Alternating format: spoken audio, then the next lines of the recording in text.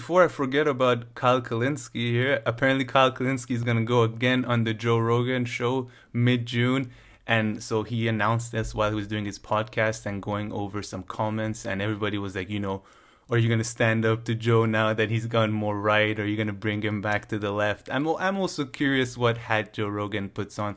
Sam and I have had a few debates about this. I say that, oh, Joe Rogan's always swinging from left to right, and Sam's point is that this is how normal people behave. But yeah, I'd be excited to see how he behaves in front of Kyle Kalinske. Not even the vaccine comments, but these other comments that he makes more and more now about, poor people being lazy, and then giving like hypothetical examples. Like, if the government gives you 100,000 a year, would you go back to work? I mean, it's a I've ridiculous. I haven't seen them, but Yeah. uh, But so I I'm I curious to see. say if somebody asks me that though, I would definitely say let's try it. Yeah. Let's give me a. I know you have the money, so give me Yeah. the money. And we'll see if I work or not. Yeah. So I more don't. on the. Sorry, go ahead. Yeah. Anyway, no. So he's gonna go mid June or mid July. Sorry, Mid June, he said, yeah.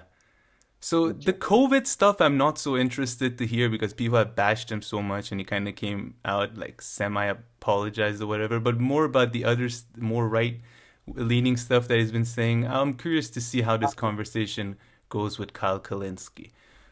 But yeah, we're looking forward to that. I guess that's gonna happen in a few weeks.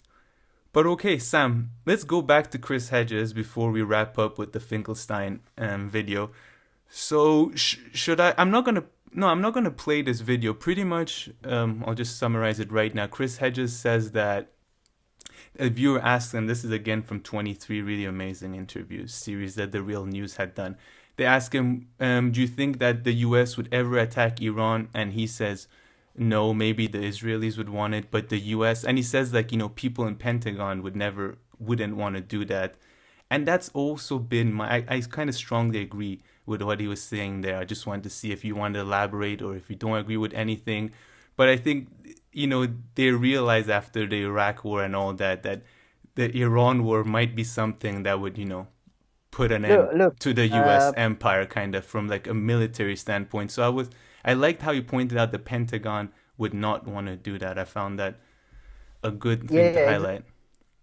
Uh, Actually, that's I think Caspian Reports, which I mentioned earlier in this Progressive World episode, does a great video about that. That mentions that I think US runs war games, and I think the last war game they publicly disclosed, like there was this war game in 2005 or something they ran, where the guy he said like minimum 30,000 something dead U.S. soldiers if they attack Iran, and then they had to basically they changed the guy twice to get the right result for their war game.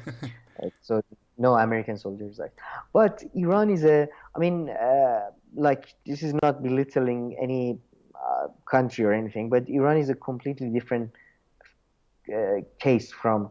Iran is closer to Yugoslavia than it is to Iraq and Afghanistan because it's developed, it's multicultural, multi-ethnic, you know, and now it has the largest missile